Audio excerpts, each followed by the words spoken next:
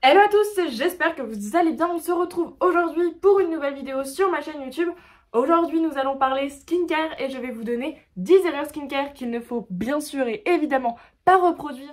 La première erreur, c'est de faire des exfoliations mécaniques. Alors vous n'êtes peut-être pas sans savoir, il existe plusieurs types d'exfoliations. Les exfoliations mécaniques, les exfoliations chimiques. L'exfoliation mécanique, c'est les gommages à grains, les brosses nettoyantes, une serviette visage que vous allez venir frotter sur votre peau. Tout ça en fait englobe la catégorie de l'exfoliation mécanique. Il faut savoir que justement faire des gommages à grains ou utiliser des brosses nettoyantes n'est pas forcément hyper adapté pour notre peau. Pourquoi? En fait parce que ça va venir abîmer le film hydrolipidique de notre peau. Ce film en fait il est présent sur notre peau et il va venir nous protéger des agressions extérieures, à savoir de la pollution ou encore de la saleté, de l'air, enfin de tout ça.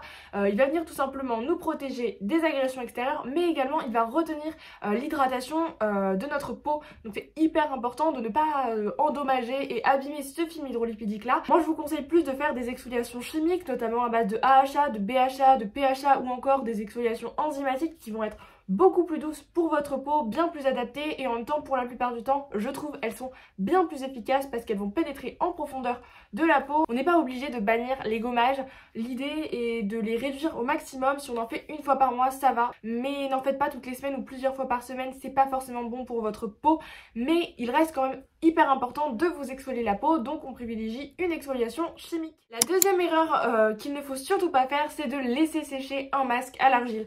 Et oui, laisser sécher un masque à l'argile n'est pas du tout bon pour votre peau, cela va la déshydrater et en plus de ça, les effets positifs du masque ne vont pas être là en fait. Je vous conseille, dès que le masque va commencer à sécher, de vous brumiser en fait, de vous humidifier la peau avec un genre de brumisateur, par exemple un pipit comme ça, je sais pas comment on appelle ça, un spray, voilà, un spray d'eau.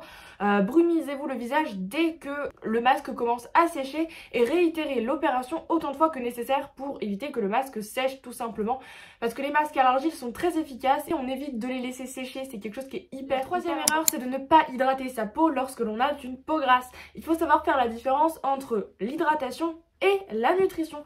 La peau a besoin des deux, mais c'est vrai que certaines peaux vont avoir besoin de plus de nutrition que d'autres, ça c'est une certitude. Par contre, une chose est sûre et qui est très importante, c'est que tous les types de peau ont besoin d'hydratation, que ce soit une peau sèche, une peau normale, une peau mixte, une peau grasse, une peau mature, enfin peu importe quel est votre type de peau, votre peau a besoin d'hydratation. Donc on s'hydrate la peau, votre peau a quand même besoin d'hydratation même si vous avez une peau grasse. Si vous avez une peau grasse, on va privilégier une crème qui va être plus légère. Je vous conseille également d'utiliser des produits adaptés à votre type de peau. D'ailleurs, au passage, votre peau a également besoin d'hydratation de l'intérieur, c'est-à-dire buvez 2 litres à 1,5 litre, 2 litres d'eau en dehors de repas. Pensez à hydrater votre peau même si elle est grasse. La quatrième erreur que l'on peut faire, c'est de ne pas se démaquiller. Et oui, beaucoup de personnes pensent que c'est pas grave si on se démaquille pas, et c'est pas hyper bon pour notre peau. Si vous vous maquillez tous les jours, démaquillez-vous tous les soirs avant d'aller vous coucher pour éviter en fait la prolifération des bactéries et en même temps le fait de vous démaquiller, ça va laisser votre peau respirer. Parce qu'en fait si vous laissez votre couche de maquillage, le maquillage peut en l'occurrence un peu boucher les pores et donc votre peau a besoin de respirer et surtout pendant la nuit, parce que pendant la nuit le corps travaille beaucoup et la peau également, donc elle a besoin de pouvoir respirer normalement. Et je vous conseillerais même de faire un double nettoyage, c'est-à-dire de vous démaquiller dans un premier temps et d'ensuite de vous nettoyer la peau. Et en même temps, tant qu'on est dans le maquillage, je vous conseille également de nettoyer vos pinceaux à maquillage, vos éponges, vos beauty blenders, enfin comme vous voulez, de les nettoyer entre chaque utilisation si c'est possible pour éviter encore une fois la prolifération des bactéries. Voilà pour la quatrième erreur, démaquillez-vous et ce sera bien mieux. La cinquième erreur, c'est de se surnettoyer le visage ou de carrément ne pas se nettoyer le visage.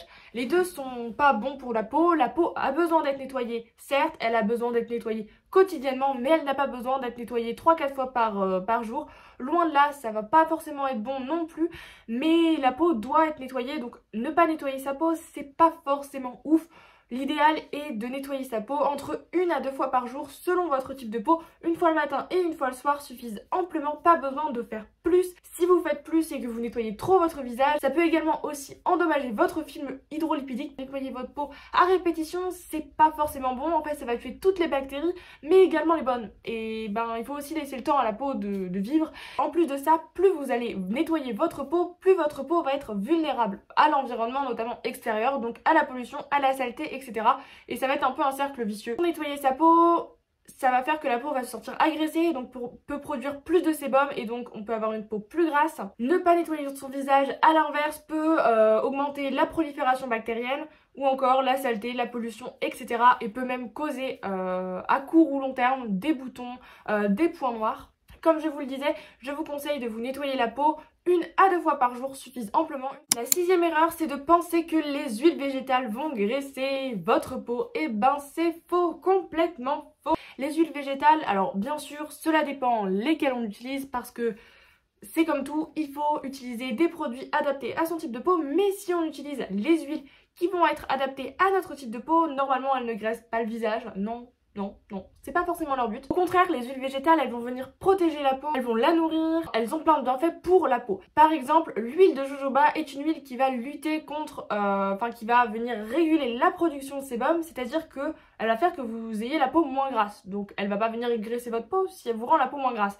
L'huile de jojoba, si vous l'appliquez quotidiennement et tous les soirs un petit peu par exemple, vous allez avoir une peau qui va être beaucoup moins grasse au fil des jours et au fil du temps. Moi, c'est ce que je fais, j'avais une peau très grasse et maintenant j'ai une peau normale, normale à éventuellement légèrement grasse. Donc moi, je dirais même que les huiles végétales ont permis que ma peau soit moins grasse. C'est vraiment une erreur qu'on fait de penser que les huiles sont forcément réservées par exemple aux peaux sèches. Et ben non, pas du tout. Ce qui est important, et notamment si on a une peau grasse, c'est de choisir une huile qui est non comédogène pour éviter qu'elle nous crée des boutons. La 7e erreur que l'on peut faire, c'est d'avoir un manque de régularité dans sa skincare routine. Et ben oui, parce que si vous appliquez des produits une fois sur 10, un jour sur 10, et ben les produits ne vont pas forcément avoir d'effet déjà sur votre peau parce que c'est pas forcément en une fois qu'ils vont avoir un effet. Il faut vraiment les appliquer quotidiennement selon bien sûr ce qui est écrit selon le produit, mais les appliquer régulièrement pour voir déjà des effets. En fait, c'est souvent les actifs et tout. Enfin, le produit en lui-même ne va pas se montrer efficace au bout d'une utilisation. Il faut plusieurs utilisations et ils n'ont pas le temps en fait de...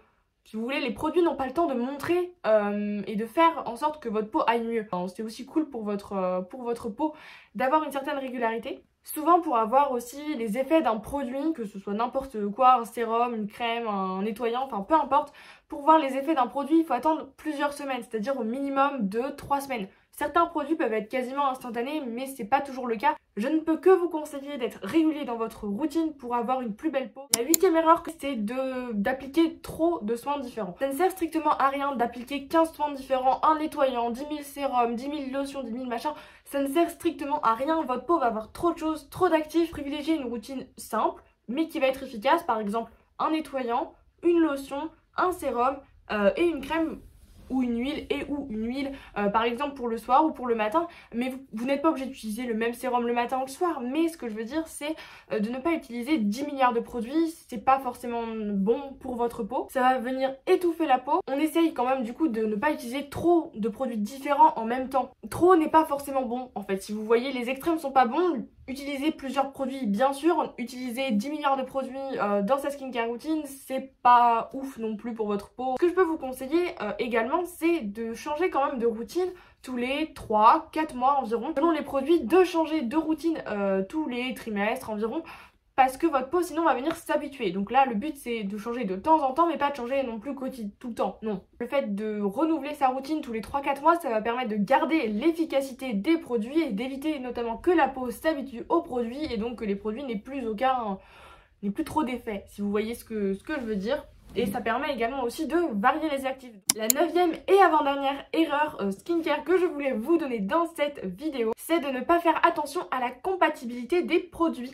Et oui, parce qu'en fait il y a certains produits, certains actifs notamment qui ne sont pas compatibles entre eux et qui ne vont pas faire un bon mélange. Renseignez-vous sur la compatibilité du coup des produits. Par exemple, les AHA, les acides de fruits, ce sont des AHA, c'est un exfoliant, ne sont pas du tout compatibles avec de la vitamine C. Donc on n'applique pas au même moment de la vitamine C et des AHA. Par exemple, si vous vous dites je vais me faire une exfoliation à base d'AHA, et ben c'est super, mais qu'après vous appliquez un sérum à la vitamine C, non. Ça, on évite. On va plutôt privilégier, si vous voulez utiliser votre exfoliation à base d'AHA le soir, vous allez utiliser la vitamine C le matin, mais jamais en même temps, parce que ça va pas faire bon ménage, si vous voyez ce que je veux dire. Mais il y a aussi d'autres produits qui ne sont pas compatibles entre eux, donc renseignez-vous bien en fonction de votre routine, si tous les produits que vous utilisez sont bien compatibles entre eux. On essaye donc de vérifier juste la compatibilité des produits et d'adapter en fonction notre skincare routine. Et la dernière erreur que je voulais vous donner dans cette vidéo, c'est de ne pas appliquer de protection solaire. En fait, en théorie, même en hiver, votre peau a besoin d'une protection solaire quand vous sortez dehors. Alors, si on sort dehors et qu'on s'expose au soleil, il est hyper important de mettre une crème solaire SPF 10, 15, 20, éventuellement 30 selon où vous habitez et selon le soleil qu'il y a. Mais même s'il y a des nuages, il faut mettre une crème solaire en théorie pour protéger votre peau des effets néfastes que peut avoir les rayons de soleil.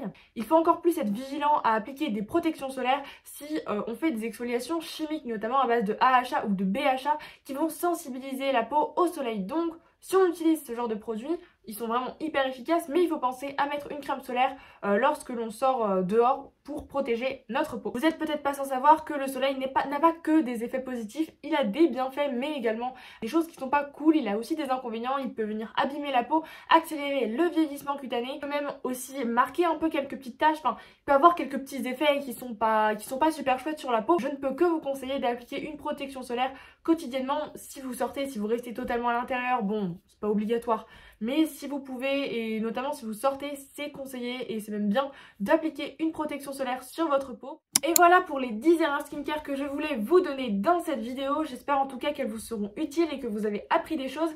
Si vous avez également d'autres erreurs en skincare, ou enfin, d'autres erreurs à dire, n'hésitez pas à les dire dans les commentaires, ça peut toujours être utile pour tout le monde. J'espère en tout cas que cette vidéo vous a plu. Moi je vous dis à dimanche prochain 10h du matin pour une prochaine vidéo. Et en attendant, prenez soin de vous. Je vous fais plein de gros bisous et à dimanche prochain. Bye!